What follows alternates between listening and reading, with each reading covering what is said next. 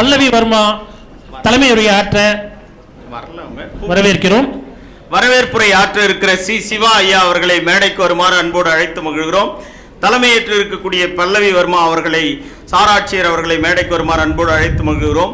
பேச்சாளர் உரையாடல் கலை என்கிற தலைப்பில் உரை வழங்க இருக்கிற பேச்சாளர் அன்பு அவர்களை மேடைக்கு வருமாறு அன்போடு அழைத்து மகிழ்கிறோம். நம்முடைய ஏற்கனவே தலைவர், நூலக ஆணைக்குழுவுடைய தலைவராக இருக்கக்கூடிய ஐயா மனுஷபுத்திரன் வருகை தந்துட்டார். நன்றி உரை ஆற்ற இருக்கிற திரு முருகன் அவர்கள், வட்டாட்சியர் செங்கம் அவர்களை மேடைக்கு வருமாறு அன்போடு அழைத்து மகிழ்கிறோம்.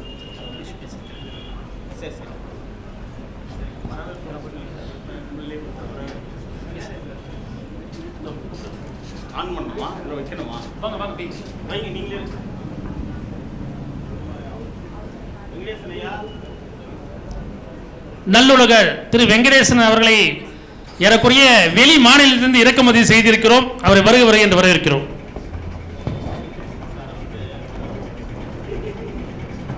வரவேற்புரை ஆற்றுமாறு நல்லுலகர் திரு வெங்கடேசன் அவர்களை மேடைக்கு அழைக்கிறோம். இப்படிதான் அப்பப்போ சின்ன இனிய விபத்துகள் நிகழும்.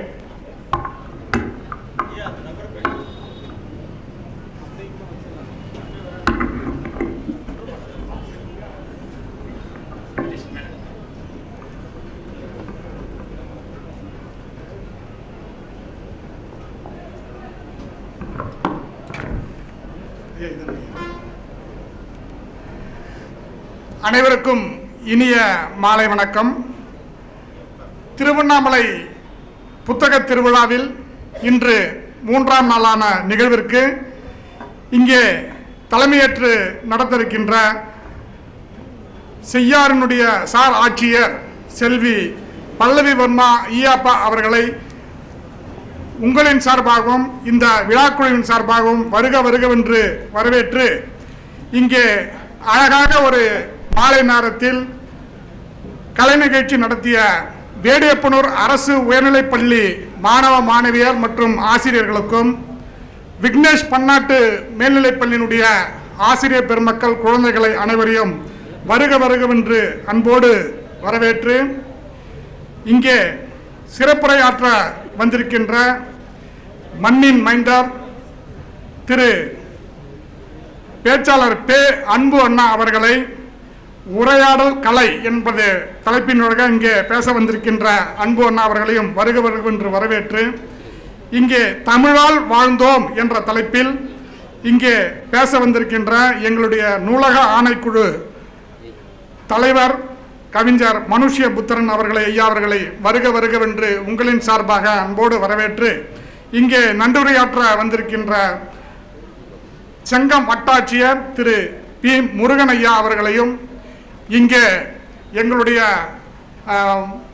கதை சொல்லி நம்மளுடைய திருவண்ணாமலையினுடைய பெயரை உலகெங்கும் பரப்பிக் கொண்டிருக்கின்ற எங்களுடைய அன்பு அண்ணா திரு பவா செல்லத்துறை அண்ணா அவர்களையும் வரவேற்று என்னுடைய பேராசிரியர் திரு சுப்பிரமணியம் ஐயா அவர்களை வருகவென்று வரவேற்று எங்களுடைய திருவண்ணாமலை மாவட்ட நூலக அலுவலர் மற்றும் கவிஞர் பெருமக்கள், திருவண்ணாமலையுடைய அனைத்து ஆளுமைகளையும் இங்கே வருகவென்று உங்களின் சார்பாக அன்போடு வரவேற்று விடைபெறுகிறேன். நன்றி, வணக்கம்.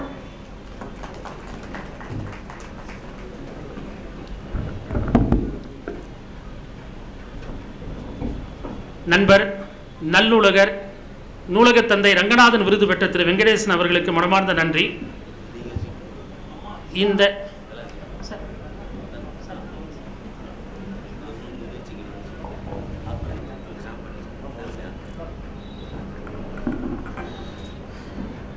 இந்த நிகழ்ச்சியிலே இன்றைக்கு உரையாற்ற இருக்கிற உரையாடல் கலை என்கிற தலைப்பில் தன்னுடைய கருத்துக்களை வழங்க இருப்பவர் அம்மாவின் ரத்தம் என்கிற நூலின் மூலமாக தன்னுடைய கவிதை திறனை வெளிப்படுத்தியவர். இன்னைக்கு ஒருத்தர் ரொம்ப ஆக்ரோஷமாக தமிழ்நாடு முழுக்க பேசிகிட்டு இருக்காரு. அவர் யாருன்னு பேர்லாம் சொல்ல தேவையில்லை. அவரை முத திருவண்ணாமலை கூட்டு வந்து இவர் ஒரு பேச்சாளர் அப்படின்னு அறிமுகப்படுத்துறது இவர் தான். அவரை முத ஒரு பேச்சாளர்னு அறிமுகப்படுத்துறது இவர் தான். அதே போல் நல்ல நாடறிந்த நம்முடைய பேச்சாளர்களை தமிழக திருவண்ணாமலைக்கு அழைத்து வந்ததில் நான் ஏற்கனவே குறிப்பிட்டது போல நம்முடைய பவானன், கருப்பு கருணாண்ணன், அப்போ அன்பண்ணன், ரேணுகோபால் ஐயா, எனக்கு தெரிஞ்ச பேருங்களை தான் நான் சொல்கிறேன். ஏதாவது விடுபட்டா பல்லவன் ஐயா, அன்னைக்கு இருந்த இவங்கெல்லாம் வந்து திருவண்ணாமலைக்கு ஒரு இலக்கிய தலமாக மாற்றுறதுல ரொம்ப முக்கியமான களப்பணி ஆற்றினவங்க. அவங்கள பார்த்து தான் நாங்களாம் பேச்சாளராக ஆகணும்னா இதெல்லாம் படிக்கணும் அப்படிங்கிறத கொஞ்சமாவது செஞ்சுக்கிட்டு இருக்கிறோம். இன்னும் கூட அது அந்த தளத்தில் நாங்கள் முழுசாக போயிருக்கிறோமானா அது கொஞ்சம் சில இடங்களில் கேள்விக்குறியாக கூட நிற்கும். அன்பண்ணனை பற்றி சொல்லணும்னா, இன்னைக்கு ஒரு சின்ன குழந்தை இருக்கிறாங்க, பையனாக இருக்கான், ஒரு கல்லூரி படிக்கிறான் அப்படின்னா அவர்கிட்டையும் அதே மாதிரியான சகஜமாக பழகக்கூடியவர், யாரையும் உதாசீனப்படுத்த மாட்டார், அப்படி ஒரு நல்ல குணமுடையவர். அதே போல் ரொம்ப பெருசாக நான் அவர்கிட்ட கேட்டேன்னா, ஏதாவது உங்களை பற்றி சொல்கிறதுக்கு ஏதாவது தகவல் கொடுங்கண்ணான்ட்டு, உனக்கு என்ன தெரியுமா அது சொல்லுன்ட்டார். ஒரே வாரத்தில் முடிச்சிட்டாரு. அதனால் நான் சின்ன வயசுலேருந்து அவருடைய படங்கள், நிறைய படங்கள் திரையிட்டு அதன் மூலமாக செய்வார். அதுபோல் பேச்சாளர்களை திருவண்ணாமலைக்கு அழைத்து வந்து அந்த பேச்சாளர்களுடைய கருத்துக்கள்ல இருந்து அதுக்கப்புறம் ஒரு கூட்டம் மாதிரி வச்சு அதை செய்வார். எல்லாரையும் தொடக்க காலத்தில் வளர்த்து விடுவதில், இப்போ ஒரு பிரேம் இருக்கார் அப்படின்னா அவரை யாருன்னே தெரியாத காலகட்டத்தில் அவர் அரவணைச்சிருப்பார். நான் தான் சொன்னேன், இன்னைக்கு ஒருத்தர் கத்தி கத்தி பேசுகிறாரு அவருன்னா அவருக்கு யாருன்னே தெரியாத காலகட்டத்தில் அவரை முத அழைச்சி வந்து காந்தி சிலை முன்னால் ஒரு பேச்சாளர் அப்படின்ட்டு யாரை திட்டுறாரோ அவரை பற்றியே பேச வச்சார். அது ரொம்ப முக்கியமான விஷயம். அதனால் அப்படி இன்னைக்கு அவர் வந்து அந்த மாதிரியான பேச்சாளர்களை உருவாக்குனார். இன்னைக்கு எழில் பெரிய வேடி அப்படின்னு ஒருத்தர் நமக்கு யாருக்கும் தெரியாத காலகட்டத்தில் அவரும் ஒரு திறமையான ஆள் அப்படின்னு சொல்லி அவருடைய திறமைகளையும் அங்கீகரித்து இப்படி பல திரைத்துறையிலும் மட்டுமல்லாமல் இலக்கிய தளத்திலும் சிறிய நிலையில் இருப்பவர்கள் அவர்களை எல்லாம் மேடைக்கு கொண்டு வந்து அவர்களுக்கான களம் அமைத்து கொடுக்கிற சிறந்த செயல்பாட்டாளராக இருக்கிற பேச்சாளர் அன்பு அண்ணன் அவர்களை உரையாடல் கலை என்கிற தலைப்பில் உரை வழங்க அழைத்து மகிழ்கிறேன். நன்றி, வணக்கம்.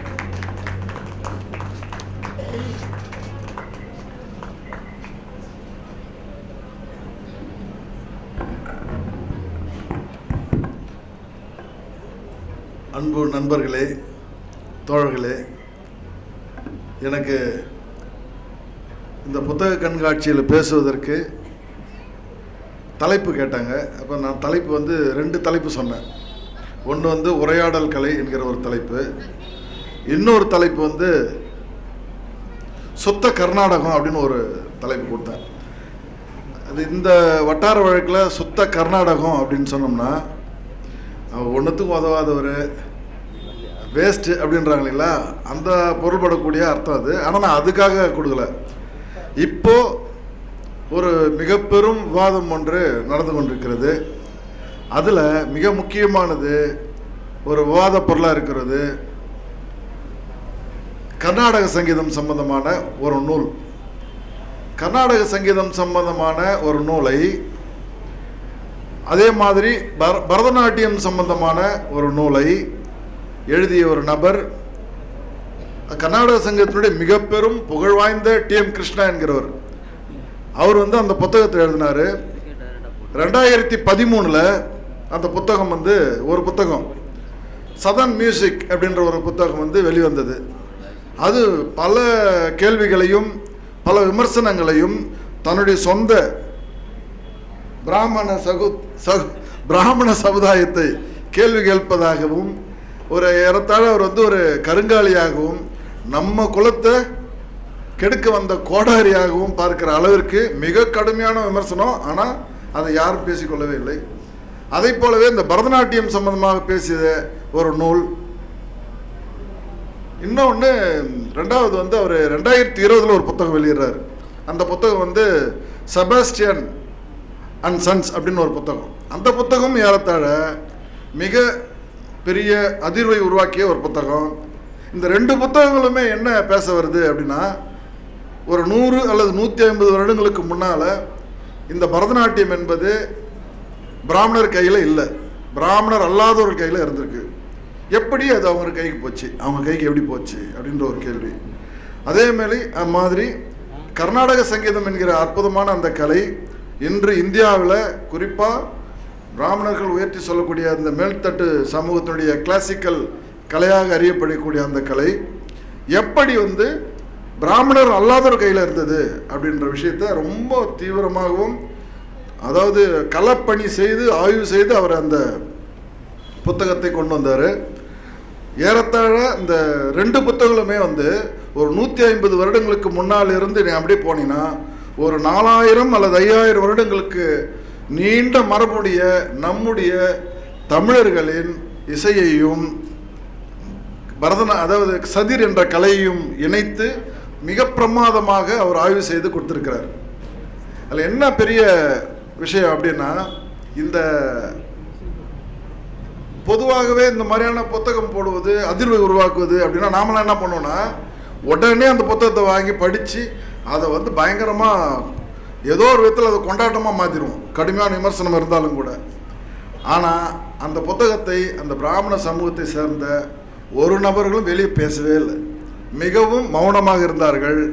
மௌனத்தை விட அவர்களுக்கு வேற எந்த ஒரு பழி வாங்குற விஷயம் வேற எதுவுமே இல்லைன்னு சொல்லி டி.எம். கிருஷ்ணா என்கிற அந்த கலைஞனுடைய ஆதங்கத்தை வெளிப்படுத்த முடியாத மாதிரி அதை அப்படியே அமுக்கி விட்டார்கள். அப்படி இருந்த சூழலில் தான் ஒரு பெரிய விபத்து ஒன்று நடந்தது. என்னன்னா, அவருக்கு சங்கீத கலாரத்னா விருதுன்னு கொடுத்துட்டாங்க. அதாவது நோபல் பரிசு கொடுக்குற மாதிரி இந்த கர்நாடக சங்கீத வித்வான்களுக்கு உயர்ந்த அங்கீகாரமாக கொடுக்கக்கூடியது இந்த கலாரத்னா விருது.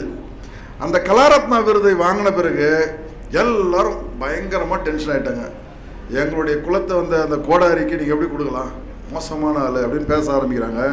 அந்த பேச்சு என்பது தமிழ்நாட்டில் தொடங்கி இந்தியாவில் தொடங்கி உலகம் முழுசுமே மிக பெரும் பதட்டத்தை உருவாக்கக்கூடிய அளவிற்கு அது ஒரு பெரிய 2 புத்தகங்கள் மிகப்பெரிய அதிர்வு உருவாக்குச்சு. என்ன அதில் சொல்லக்கூடிய விஷயம் அப்படின்னு யோசிச்சு பார்த்தோம்னா, அதில் இந்த செபாஸ்டியன் என்ற ஒரு புத்தகம், செபாஸ்டியன் அண்ட் சன்ஸ் என்ற புத்தகத்தில் இருக்கக்கூடிய ஆய்வில் என்ன சொல்ல வர்றாருன்னா, அவர் நேரடியாக களத்துக்கு போயிருக்கார். நேரடியாக தஞ்சாவூர், கும்பகோணம் அப்படி வரிசையாக போயிட்டு ஒரு ஆய்வு பண்ணி எப்படி மிருதங்கங்கள் செய்கிறாங்க இல்லையா, ஒரு வாய்ப்பாட்டு பாடுற சங்கீத வித்வான் பாடுகிற பொழுது ஒரு வாய்ப்பாட்டு பாடக்கூடிய ஒரு சங்கீத வித்வானுக்கு இயைந்த மாதிரி ஒரு சுருதி சேர்க்கிற மாதிரி மத்தளத்தை, அதாவது மிருதங்கத்தை தயார் பண்ணணும் அப்படின்னா அந்த மிருதங்கம் எப்படிப்பட்டதாக இருக்கணும் அப்படின்னா உச்சஸ்தாயில் பாடுறாங்க. இப்போ யார் இவர் சீர்காழி கோவிந்தராஜன், அவர் பாடினார்னா அந்த குரலுக்கு ஏற்ற மாதிரியான லயத்தோடு இவங்க வந்து அந்த மிருதங்கத்தை தயார் பண்ணணும். ரொம்ப குறைந்த, அதாவது பேஸ் வாய்ஸில் பாடுறாங்கன்னு வச்சு பேஸ்தாஸ் மாதிரி அவருக்கான தன்மையிலும் அந்த மிருதங்கத்தை தயார் பண்ணோம். இந்த மாதிரி ஒரு 60 வகையான குரல் வளம் அந்த ஸ்கேல் அளவோட மிருதங்கத்தை தயார் பண்ணக்கூடிய அளவிற்கு மிக ஸ்கில்டான ஒரு அந்த தொழில்நுட்ப கலைஞர் இருந்திருக்கிறாங்க. அவர் என்ன கேட்குறாருன்னா, டி.எம். கிருஷ்ணா கேட்குற கேள்வி, மேடைகளில் உங்களை விதந்து பேசுகிறாங்க, நீங்கள் ஒரு அற்புதமான உயர்ந்த கலையை, உன்னதமான கலையை, புனிதமான கலையை உயர்த்தி பாடுகிறீர்களே, உங்களை அவங்க பாராட்டுகிறார்கள், அந்த மிருதங்கம் வாசிக்கூடியவர்களையும் பாராட்டுகிறார்கள், வித்வான்களையும். ஏன் அந்த அந்த பொருளை, மிருதங்கம் என்கிற ஒரு இன்ஸ்ட்ருமெண்ட்டை தயார் பண்ணக்கூடிய, யோசிச்சு பாருங்களேன், 60 பேர் 60 குரல் வளம் உள்ளவருடைய அந்த குரலுக்கு ஏற்ற மாதிரி, அவர்கள் விரல் அடிப்பதற்கு ஏற்ற மாதிரி மிகுந்த இசையோடு செய்யக்கூடிய தாழ்த்தப்பட்ட சமூகத்தை சேர்ந்தவர்கள் ஏன் நீங்கள் வந்து, அதான் முக்கியமான கேள்வி, ஏன் நீங்கள் வந்து மேடை ஏற்றக்கூடாது, அவர்களை கொண்டாடக்கூடாதுன்னு கேட்குறாரு. விடுவாங்களா? இன்னொரு விஷயம், இந்த கர்நாடக சங்கீதத்துடைய வித்வான்கிட்ட போய் கேட்போம், நம்மலாம் கேட்குறோன்னு வச்சுங்களேன். என்ன கேட்போம், எப்படி நீங்கள் வந்து மாடுன்றது புனிதமானது இந்த நாட்டில், நீங்கள் மிருதங்கம் செய்கிறதுக்கு என்ன பயன்படுத்துகிறீங்க அப்படின்னு கேட்கும்பொழுது, ஏங்க மாடு செத்து போச்சுன்னா நம்ம என்ன பண்ணுவோம், அந்த தோலை எடுத்து பயன்படுத்துகிறோம், இதில் போய் என்ன இருக்குன்னு சாதாரணமாக சொல்லிட்டு போயிடுவாங்க. ஆனால் உண்மை நிலவரம் என்னன்றது இவர் தான் கண்டுபிடிக்கிறாரு. அதுக்கப்புறம் தான் அந்த அடிமடியிலே கை வைக்கிற மாதிரியான ஒரு வேலையை அவர் பண்ணியிருக்காருன்னு அப்போ தான் தெரியுது. அவர் இந்த செபாஸ்டியன் மாதிரியான ஆட்கிட்ட போய் போய் பேசுகிற பொழுது களப்பணியில், அப்போது அவங்க சொல்கிறாங்க, ஐயா நீங்கள் எப்படி இந்த மத்தளம் மிருதங்கம் செய்கிறதுக்கு எப்படி இந்த தோலை பயன்படுத்துகிறீங்க அப்படின்போது, நீங்கள் அந்த செத்துப்போன மாட்டிலேருந்து தோலை எடுத்து பயன்படுத்துறதா சொல்கிறாங்களே. ஐயா அதெல்லாம் பயன்படாதுங்க, செத்துப்போன மாட்டில் இருக்கக்கூடிய தோல் என்பது அட்டை மாதிரி ஆதிடும். அது அது வந்து அந்த ஃப்ளெக்சிபிலிட்டியே இருக்காது, அதனால் அதை பயன்படுத்தவே முடியாது. அப்போ எப்படி வேறு எதனா கண்ணுக்குட்டி மாதிரியா அப்படின்னு கேட்குறாரு. இல்லை தொழில் ரகசியம் சொல்லக்கூடாது சொல்கிறேன் அப்படின்னு சொல்கிறாரு. அதாவது பசு மாடு முதல் முறையாக கன்று ஈனுது இல்லையா, அதற்கடுத்து மறுமுறையும் அது கன்று ஈனும் 2வது முறையாக. அந்த பதத்தில் இருக்கிற பசுமாட்டை வாங்கினவர் சொல்லுவார், சாமி வாங்கின்னு வருவோம். அப்புறம் வாங்கிட்டு வந்துட்டேன் சாமின்னு சொன்ன பிறகு அப்படி ஓரமாக போய் நீ பண்ணுறதை பண்ணு செஞ்சிரு அப்படின்வார். நாங்கள் போயிட்டு அந்த தோலை எடுத்து அப்படின்னா என்ன அர்த்தம், செஞ்சிருங்கன்னு என்ன அர்த்தம், கோமாதாவை கொலை செய்கிறாங்கன்னு அர்த்தம். கொலை செய்து அந்த தோலை ரொம்ப லகுவாக மிக அற்புதமாக ஏற்கனவே ஒரு ஆசாரி அந்த மத்தளம் என்கிற ஒரு கருவி தயார் பண்ணி செய்து கொடுத்துருப்பாரு. அந்த கருவியில் இவங்க அந்த தோலை பயன்படுத்தி வாறு கட்டி எவ்வளோ பிரமாதமாக அந்த வாசிக்கிற கலைஞர்களுக்கு உகந்த மாதிரியான ஒரு கலையை அவர் உருவாக்கி தருகிறார் என்று சொன்னால் இதை வந்து அம்பலப்படுத்துகிறாரு. அப்புறம் இன்னொரு கேள்வியும் கேட்குறாரு, இந்த மிகச்சிறந்த ஒரு கொண்டாட்டமான ஒரு சங்கீதத்தினுடைய உச்சத்தில் இருக்கிற நீங்கள் சாதாரண ஒரு நீங்கள் வந்து அவர் மதிக்கூட மாட்டீங்க இந்த செபாஸ்டியன் மாதிரியான ஆட்களை, அவர்களுக்கு எப்படி இந்த 60 விதமான கலை சார்ந்த நுட்பமான விரல்களை புரிந்து கொள்ளக்கூடிய அளவிற்கு ஒரு அவரால் உருவாக்க முடிகிறது என்று சொன்னால் இதற்கு அவங்ககிட்ட பதிலே கிடையாது. மறுபடியும் அமைதி தான். இந்த சூழலில் தான் நான் வந்து இந்த மாதிரியான உரையாடல் வந்து தொடங்கி வைக்கணுன்ற மாதிரி எனக்கு ஒரு தோணுச்சு. அதனால் நான் வந்து அந்த சுத்த கர்நாடகம் அப்படின்ற தலைப்பை சொல்லியிருந்தேன். இருந்தாலும் இதுவும் ஒரு உரையாடலாக நான் வந்து ஒரு தொடங்கி வைக்கிறேன். என்னுடைய தலைப்பு வந்து உரையாடல் கலை என்கிற தலைப்பு. யோசிச்சு பாருங்களேன், உரையாடல் என்பது ஒரு மனிதன் இன்னொரு மனிதனோடு கண்டிப்பாக பேசியே தீர வேண்டும். ஒரு மனிதன் இன்னொரு மனிதனோடு பேசுகிற பொழுதுதான் அந்த உரையாடல் சமூக இயக்கம் என்பது அங்கே வந்து உருவாகுது. ஒரு குழுவோடு பேசுகிற பொழுது ஒரு 100 பேர் வராங்கன்னு வச்சுங்க, அதில் ஒரு 10 பேராவது அது உள்ளார்ந்து ஆழ் மனசில் அவருடைய உரையாடல் போய் அங்கே அந்த வார்த்தைகள் அவர் மனசில் பதியுதுன்னா அந்த 10 பேர்லேருந்து ஒரு ஆள் எழுந்து ஒரு கேள்வியை வந்து உரையாடுபவருடன் கேள்வி கேட்கிற பொழுது அவர் வந்து போதாமைகளுக்காக இன்னும் தேட வேண்டியதாக இருக்கிறது. அங்கே வந்திருக்கிற அந்த 100 பேரில் ஒரு 10 பேருக்கான ஒரு தேடல் என்பது அங்கே உருவாகிறது. சமூக இயக்கம் என்பது மிக ஒரு இன்னொரு இடத்துக்கு நகருது அப்படின்றது உரையாடல் மூலமாக நாம் புரிந்து கொள்ள முடியும். அதாவது மனிதகுல வரலாற்றில் ஒரு கிளையிலிருந்து இன்னொரு கிளைக்கு விலங்கு அதாவது குரங்கு தாவின்னு இருந்த சூழலில் தான் கொரில்லா, சிம்பன்சி, உராங்குட்டான்ற நிலையில் வந்து மனித குரங்குகள் உருவாகிற பொழுது ஹோமோசேப்பியன்ற ஒரு மனித இனம் வந்து உருவாகுது. அதுலேருந்து தான் உருவாகுது, உராங்குட்டான்ற தன்மையில் இருந்து தான். இந்த ஹோமோசேப்பியன்ற அந்த வடிவத்தில் மற்ற மிருகங்களை விட ஹோமோசேப்பியன் அதாவது அறிவார்ந்த மனிதன் உருவாவதற்கான தொடக்க புள்ளியான இடம் அது. அந்த இடத்துல எப்படி இந்த ஹோமோசேப்பியன் வந்து யோசிக்கக்கூடியவர்களாக அறிவார்ந்த சமூகத்தின் தொடக்க புள்ளிகளாக இருந்தார்கள் என்றால் மற்ற விலங்குகளை விட மற்ற சிம்பன்சி உராங்குட்டானை விட அந்த ஹோமோசேப்பியன் என்கிற அந்த மனித நவீன மனிதனுடைய தொடக்க புள்ளியில் இருக்கிறவர்களுக்கு அந்த மூளை என்பது சற்று பெரிதாக இருக்கிறது, சிந்திக்க ஆற்றல் உருவாகுது. அவர்கள் என்ன பண்ணுறாங்கன்னா குகையில் வாழறாங்க, வேட்டையாடுறாங்க, குகையில் வாழறாங்க. கொஞ்சம் கொஞ்சமாக பருவங்களை உணர்ந்து கொள்ள முடிகிறது. என்ன பண்ணுறாங்கன்னா வேட்டையாடினதை எடுத்துன்னு வந்து குகையில் வச்சு பாதுகாப்பாக இருக்கிற பொழுது ஏன்னா முன்னை விட அதாவது ஹோமோசேப்பியனுடைய விஷயம் என்னென்னா மனித குரங்கு அல்லாத மனிதனாக மாறிவிட்ட சூழலில் உடம்பு முழுசுமே ரோமங்கள் இருக்கிற ஒரு மனிதனாகத்தான் அப்போ இருக்கிறோம் நாம் எல்லாருமே. இப்போ நம்முடைய மூதாதையர்கள் பின்னாடி அவர்கள் வெயிலையும் மழையிலையும் பனியிலும் ஊடாடிய பிறகு அந்த ரோமங்கள் உதிர்ந்து பருவங்களுக்கு தப்பி பழைப்பதற்காக நாம் வந்து ஒரு குகைக்குள் பதுங்குறவர்களாக மாறி நிலைத்த தன்மை அடையணும் முடியாமல் நாடோடிகளாக தெரிகிற ஒரு சூழலை தான் ஒரு இடத்துல வேட்டையாடும் போது அங்கே மிருகங்கள் தீர்ந்து போச்சுன்னா அடுத்த இடத்துக்கு போக வேண்டியிருக்கு, வேட்டையாடுவதற்காக போக வேண்டியது. அப்போ தான் அவங்களுக்கு தோணுது நாம் நிலைத்த தன்மை அடைய வேண்டும்னா என்ன பண்ணலாம் அப்படின்னு தான் விவசாயம் பண்ண ஆரம்பிக்கிறாங்க. இந்த வேட்டையாடுதல் என்பது 2வது விஷயமாகவும் அங்கு விவசாயம் என்பது மிக முக்கியமான ஒரு இடமாகும். குறிப்பாக ஆற்றுப்படுகை ஆற்று நதிக்கரையோரங்களில் நம்முடைய நாகரிக மனிதன் கொஞ்சம் கொஞ்சமாக கால் பதித்து இன்றைக்கு நாம் நவீன மனிதர்களாக மாறி இருக்கிறோம். இது கரெக்டு. இதற்கும் உரையாடல் கலங்க என்ன சம்பந்தம் இருக்கு? அந்த ஹோமோசாப்பியன் சொன்ன இல்லைங்களா, அந்த மனிதனுடைய மனிதன் நிலையில் தொடக்க புள்ளியாக இருந்த மனிதனுடைய காது மடல்களும் தொண்டை குழிக்குமான ஒரு சின்ன வளைவான ஒரு எலும்பு இருக்கிறது. அந்த எலும்பு என்பது மனிதர்கள் பேசுவதற்கும் இன்று நாம் விவாதிப்பதற்குமான தொடக்க புள்ளியாக ஆ, இ, உ, ஏ என்கிற மிக குறிலான வார்த்தைகளை பயன்படுத்துவர்களாக நாம் இருந்திருக்கிறோம். ஒரு நிலையிலிருந்து நெடிலாக மாறுகிற பொழுது ஆ, இ, உ என்கிற இடத்தை அவங்க அடைகிறாங்க. இன்னொரு விஷயம் தெரியுங்களா, முதல்ல நம்ம பயன்படுத்துகிற வார்த்தைகள் மனிதர்கள் தீ, நீ, வா, போ அப்படின்ற வார்த்தை தான் நம்ம பயன்படுத்துகிறோம். இந்த நீன்றது ஒரு விதத்தில் யூ இங்கிலீஷில், இன்னொரு இடத்துல வாட்டர் தண்ணீராக மாறுது. இப்போ நீலேருந்து நீர் என்ற இடத்தை அடையிறதுக்கு குறைஞ்சது 500லேருந்து 1000 வருஷம் ஆயிடுது. மனிதன் ஒரு மொழியினுடைய தொடக்கத்தை சொல்கிறேன்.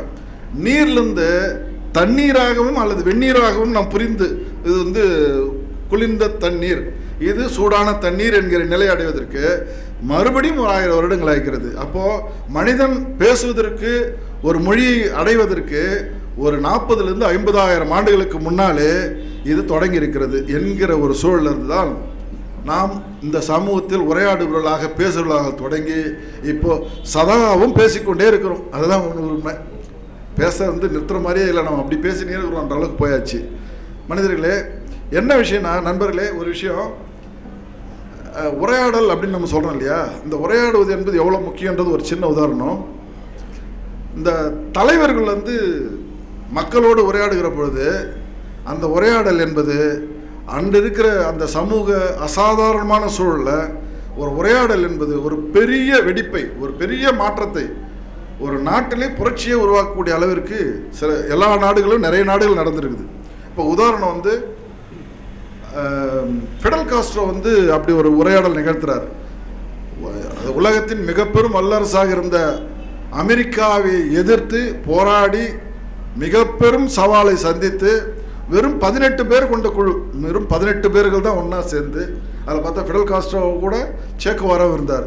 சேக்குவாராவுக்கு ஒரே வேலை தான், சொல் சிறந்த செயல் என்பது ஒரு சிறந்த, அதாவது செயல் ஒன்றே சிறந்த சொல் என்பதில் அவர் தெளிவான ஆள். ஆனால் உரையாடி கொண்டிருப்பது இந்த நாட்டின் கடைசி மனிதன் வரையிலும் உரையாடுவது என்பதை மிக குறிக்கோளாக இருந்து உரையாடிய அந்த 18 பேரும் சேக்குவாராக்களும் 18 பேர்களும் ஃபிடல் காஸ்ட்ரோவாக மாறி அவர்கள் தான் அந்த நாட்டை, கியூபா என்ற நாட்டை வென்றவர்களாக மாறினார்கள். 17, அதாவது விடுதலை அடைந்த கியூபா விடுதலை அடைந்த அன்று சேக்குவாரா ஃபிடல் காஸ்ட்ரோ பேசுகிறார்.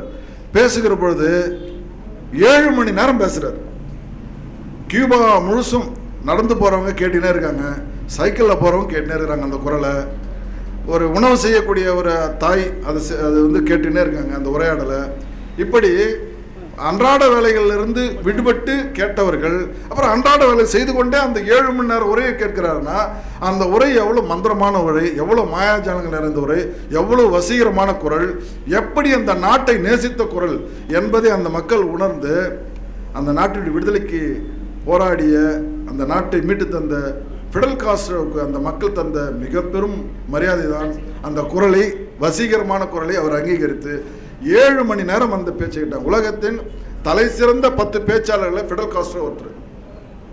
அதே மாதிரி இன்னொரு இந்த 10 சிறந்த பேச்சாளர் மிக பெரும் பேச்சாளர் இன்னொருத்தர் இருக்கார், ஹிட்லர். அவர் ஆஸ்திரேலியாவில் இருக்கார். ஆனால் ஜெர்மன் மீது மிகுந்த காதல், சொல்ல முடியாத அளவிற்கு அந்த ஜெர்மனை பற்றியான ஒரு கனவு அவருக்கு சின்ன வயசுலேருந்து மிகப்பெரிய இது. அவருடைய எனது போராட்டம் அப்படின்ற ஒரு பெரிய அந்த புத்தகம் இருக்குது. அவர் 35 வயசு வரையிலையும் அவருடைய வாழ்க்கையில் அவர் கடந்து வந்த பாதைகளை, ரொம்ப துயரமான அந்த சம்பவங்களை எல்லாத்தையும் அதில் பதிவு பண்ணியிருக்காரு.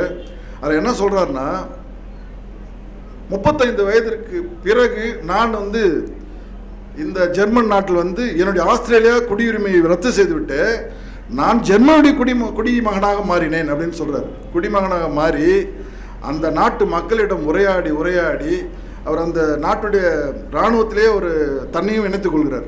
ஒரு கட்டத்தில் அந்த இராணுவ வீரர்களோடு உரையாடினது பிறகு அவருக்கு என்ன தோணுது தெரியுங்களா, அவர் வெளியே அனுப்பிடுறாங்க.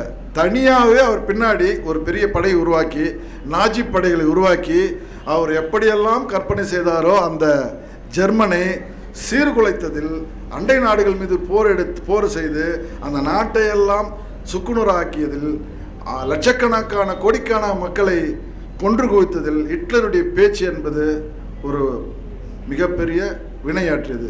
அப்போ என்ன அங்கே யோசிப்பாங்கன்னா, சிறந்த பேச்சாளராக இருப்பது முக்கியமில்லை, நல்ல உரையாடல் கலை உணர்ந்தவராக இருப்பது முக்கியமில்லை, ஒரு நல்ல சிறந்த சிந்தனையாளராக, சமூக சிந்தனையாளராக இருக்க வேண்டும் என்பதுதான் முக்கியமாக நம்பப்படுது.